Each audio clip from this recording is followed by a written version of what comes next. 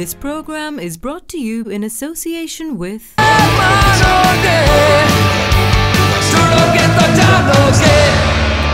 आपका आज किया हुआ फैसला आपके बच्चे का कल संवार सकता है। Proud sponsor of Moms।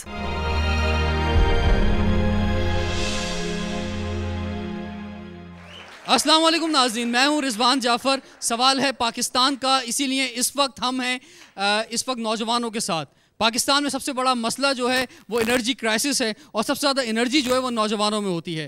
पहली कौमी यूथ तवानाई कॉन्फ्रेंस में इस वक्त हम मौजूद हैं और इस कॉन्फ्रेंस के शुरा यानी नौजवान इस वक्त मेरे सामने हैं। तो आपको भी हम इस प्रोग्राम में वेलकम कहते हैं और उम्मीद है इस कॉन्फ्रेंस को आप इंजॉय भी कर रहे होंगे और तजावीज़ पेश कर रहे होंगे कि पाकिस्तान में कैसे एनर्जी क्राइसिस जो ख़त्म हो सकता है।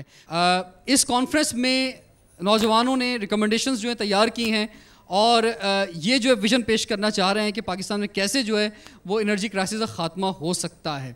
मैं डॉक्टर साहब आपसे स्टार्ट करूंगा। डॉक्टर नसीम खान साहब, आप क्या समझते हैं कि एक तो बात ये होती है कि फौरी तौर पे हम चाहते हैं कि कल ये मसला हल हो जाए और आप देख रहे हैं कितने मुजाहरे मुल्क में हो रहे हैं, पंजाब में ज़्यादा मुजाहरे इस वक्त हो रहे हैं और ये मसला है, बहुत सीरियस मसला है क्योंकि पाकिस्तान की मईशत से लेकर हर चीज़ जो है वो एनर्जी से जुड़ी हुई है। तो ये मसला जो है इसका हल देरपा है या फौरी हल है मौजूद? हुकूमत के अकाबरीन सामने आएँ अवाम के और ख़ुद अवाम को बताएं कि इस वक्त जो पोजीशन है वो एक दिन में हल नहीं होगी और उनको बताया जाए कि हुकूमत कोशिश पूरी कर रही है कि इस मसले को हल करे, लेकिन वो एक दिन में हल नहीं होगा। और एक प्रोजेक्ट को हल करने के लिए अगर 1000 मेगावाट अगर हुकूमत ने लगाना है तो उसमें $2 बिलियन लगते हैं और $2 बिलियन हुकूमत के पास बजट के अंदर हर साल ऐसे मौजूद नहीं होते। तो प्राइवेट सेक्टर को खुद आगे आके वो जो $2 बिलियन से ज़्यादा रखते हैं प्राइवेट सेक्टर वाले, वो आगे आएँ और इन प्रोजेक्ट्स को ख़ास तौर पे ऑल्टरनेटिव एनर्जी के अंदर आगे लेके उसको जल्दी से जल्दी अमल में लेके आएँ। कुछ प्रोजेक्ट्स तेज़ी से हल हो सकते हैं, वरना ये जो इशू है ये एनर्जी कंजर्वेशन से ज़्यादा तेज़ी से हल होगा बनिस्बत एनर्जी प्रोडक्शन से। ठीक है जी, हम आगे बढ़ते हैं। आप जो बात कर रहे हैं मुख्तलिफ डिपार्टमेंट्स की या गवर्नमेंट की, तो कुछ ऑफिशियल्स हमारे साथ हैं। अजीज़ुल्लाह मिमल साहब एडिशनल सेक्रेटरी हैं पावर डिपार्टमेंट के। सर, क्या समझते हैं आप कि आवाम को क्या मुतमईन किया जा सकता है या कम से कम इन 4 सालों में कोशिश की गई है कि आवाम मुतमईन हो जाए? और ये कह रहे हैं कि मुजाहरे नहीं करेंगे लोग अगर बता दिया जाएगा, लेकिन ट्रस्ट नहीं कर रहे हैं आवाम, ना पॉलिटिशियंस पे ना ब्यूरोक्रेसी पे। इस मामले में क्या हुकूमत या स्टेट, इवन स्टेट जो है, क्या अपना ट्रस्ट खो चुकी है? इसमें कुछ जो चीज़ें प्रोमिनेंट हैं वो है कि हमारी ज़्यादातर इलेक्ट्रिसिटी जनरेशन ऑयल पे, और ऑयल प्राइस रोज़ बरोज़ बढ़ते रहते हैं वर्ल्ड वाइड। नंबर दूसरा जो एलिमेंट है इसमें पावर शॉर्टेज में, वो है non recovery of the bills.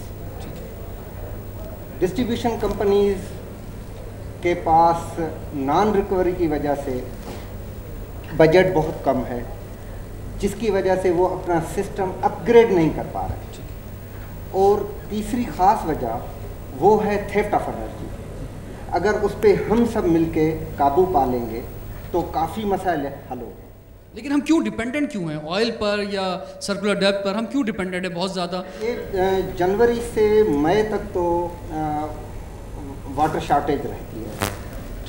जून के बाद वो स्नो मेल्ट होके और पानी अभी अगर इंस्टॉल्ड कैपेसिटी हाइड्रो पे 4500 मेगावाट है तो हमें तकरीबन 2500 मेगावाट मिल रही है। वो सिर्फ लिए जो इंशाल्लाह जून में ज़्यादा पानी आने से वो शॉर्टेज 2000 मेगावाट की। ठीक, लेकिन हम इसका मतलब ये है कि इस कैफियत में कब तक रहेंगे फिर? यानी कि ये तो हर साल ही मसला होगा? नहीं, वो गवर्नमेंट उसके लिए सर्कुलर डेट जो मसला है वो हल कर रही है और कुछ दिन पहले 10 बिलियन रुपीस भी उन्होंने सर्कुलर डेट में दिए हैं। हाँ। बाकी और भी जैसे ही वो डिस्ट्रीब्यूशन कंपनी PSO और RPP IPP इनके पास आएंगे तो मुझे उम्मीद है कि जल्दी ये मसला हल होगा। ठीक है, हम थरकोल प्रोजेक्ट के हवाले से जानना चाहेंगे। एक अभी न्यूज़ ये भी आई कि थरकोल प्रोजेक्ट जो है नाकाम हो चुका है। डॉक्टर समर मुबारक ने कहा कि उनको पैसे नहीं मिल रहे हैं जो मिलने चाहिए। आप क्या समझते हैं कि जो तशवीश अवाम की पाई जाती है थरकोल प्रोजेक्ट के हवाले से, शाहब कमर अंसारी साहब, वो सही है? Root cause of the problem जो अभी हमारे जो साथी हैं उन्होंने इशारा किया वो ये है कि हमारे पास एनर्जी मिक्स पाकिस्तान में बैलेंस नहीं है।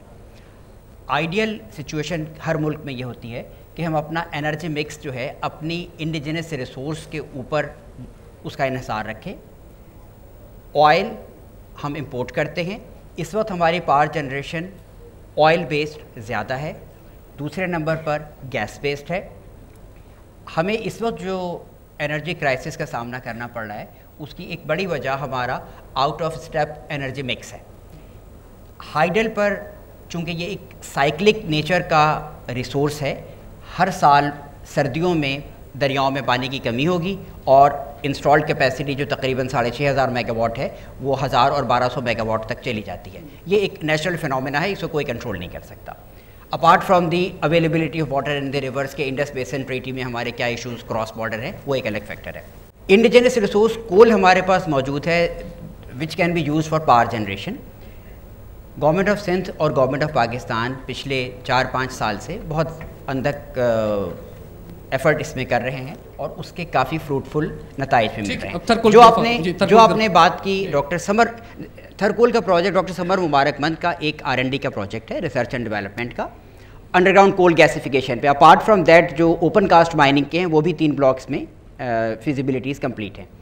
उस पर्टिकुलर प्रोजेक्ट में अब तक हुकूमत ने 1 बिलियन की रिलीज़ की है, 1 बिलियन रुपीज़ की, और डॉक्टर साहब की टीम ने उसमें सिन गैस प्रोड्यूस की है और that syn gas can be use for power generation. उनके मकामी पाकिस्तानी साइंटिस्ट ने ही किया है और उसमें अभी जो प्लान है कि इनिशियली पायलट प्रोजेक्ट वो उसमें लगाएंगे अप्रॉक्सीमेटली 10 मेगावाट का, और उसमें हुकूमत पाकिस्तान उनको फंड कर रही है।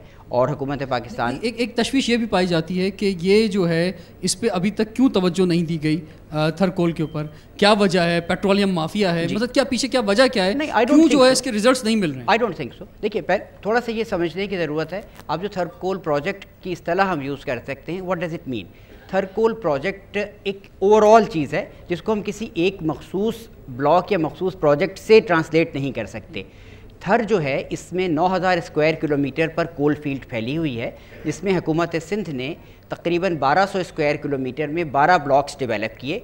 उन 12 ब्लॉक्स में 6 कंपनीज़ को ब्लॉक एलोकेट किए गए, जिसमें से एक अंडरग्राउंड कोल गैसिफिकेशन है और बाकी हमारे पास 4 ब्लॉक्स जो हैं ओपन कास्ट माइनिंग के हैं और एक दूसरा भी अंडरग्राउंड कोल गैसिफिकेशन है। तो ओवरऑल काफ़ी इसमें काम हो रहा है। जो अभी तक काम हुआ है वो ये है कि सिन गैस उन्होंने बहुत कामयाबी के साथ लास्ट ईयर दिसंबर में प्रोड्यूस की, and that syn gas can be use for power generation, और उसके लिए जो उनके फंड्स के रिक्वायरमेंट है हुकूमत पाकिस्तान फाइनेंस डिवीजन उसको ठीक। डॉक्टर नसीम, कब तक हम जो है वो डिपेंडेंट रहेंगे थर्मल पर या हम जो है वाटर पर? अल्टरनेटिव एनर्जी की तरफ बढ़ने के लिए जो है ये कितना टाइम लगेगा और ये क्यों दुश्वारी, वजह क्या है इसमें? देखिए, सबसे पहले न्यूक्लियर एनर्जी हुकूमत पाकिस्तान ने बनाई, हाइड्रो पावर हुकूमत पाकिस्तान ने बनाई, कोल पे अभी हुकूमत पाकिस्तान का पैसे का इंतज़ार हो रहा है। अनफॉर्चुनेटली जब सोलर और विंड एनर्जी की बारी आई तो उन्होंने कहा कि ये प्राइवेट सेक्टर में आए। मेरी हुकूमत पाकिस्तान से आपके तवज्जुह से ये रिक्वेस्ट रहेगी कि जिस तरह बाकी टेक्नोलॉजीज़ को शुरू में हुकूमत पाकिस्तान ने अपना पैसा लगा कर डेवलप करवाया, इस तरह विंड टर्बाइन मैन्युफैक्चरिंग के अंदर, सोलर एनर्जी के इक्विपमेंट के मैन्युफैक्चरिंग के अंदर, बायोडीज़ल या बायोगैस और इन सारी चीज़ों की मैन्युफैक्चरिंग के ऊपर हुकूमत एक दफ़ा पैसा लगा दे, सारे टेक्नोलॉजिकल इश्यूज़ को एड्रेस कर ले, इंशाअल्लाह private sector can come in with in a years time. But government of Pakistan must come forward initially. जैसे अगर कोल को पैसा दे सकती है तो वो न्यूक्लियर को पैसा दे सकती है, why can't it give money to hydro power to this alternative energy? ठीक, आपके पास हम आएंगे ब्रेक के बाद, और ब्रेक के बाद हमें कुछ और मेहमान भी ज्वाइन करेंगे। सवाल है पाकिस्तान का।